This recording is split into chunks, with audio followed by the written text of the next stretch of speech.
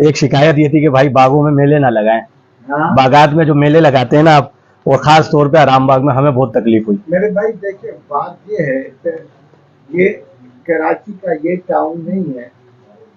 मैं केदा लाड़काना में हुआ हूँ, वहाँ पे एक ही बाग होता था, जिना बाग, उसमें भी मेला लगता था और छोटे होते थे हमें एक ही तफरीह। इधर तो आपको समंदर भी है और मेले, उसमें कोई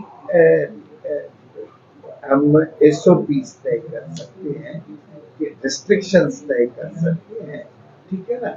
आप कहते हैं आपसे पर ज्यादा कहते हैं कि लगे, ठीक है ना।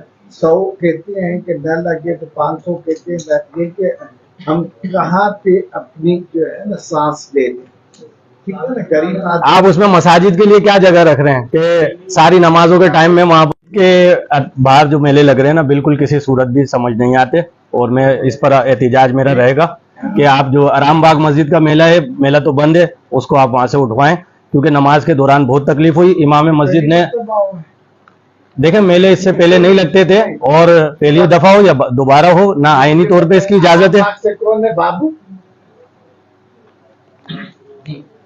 जी? अपना आराम बाग का कौन है हमारा मेंबर? ये ना शाकिर है ना। अच्छा, इससे पहले कभी नहीं लगे हैं? सारे लगते आदमी। सर मैं 2013 से मेरी दुकान है, सिर्फ आपके दौर में ही लगे हैं, और ये गलत है, गैर आईनी है। कब से लगे हैं?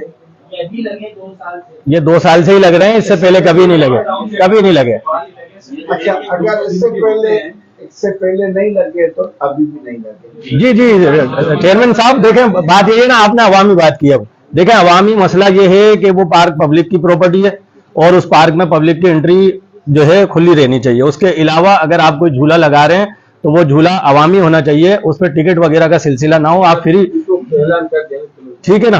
दूसरी बात यह है कि सबसे बड़ा मसला मस्जिद का था। इमाम मस्जिद ने नमाजियों को कहा किसी तरह हमारी इससे जान छुड़ाएं, और फिर भी वो मेला चलता रहा। तो ये बड़ी परेशानी थी, इसको आप जो है आइंदा के लिए देखें। नानक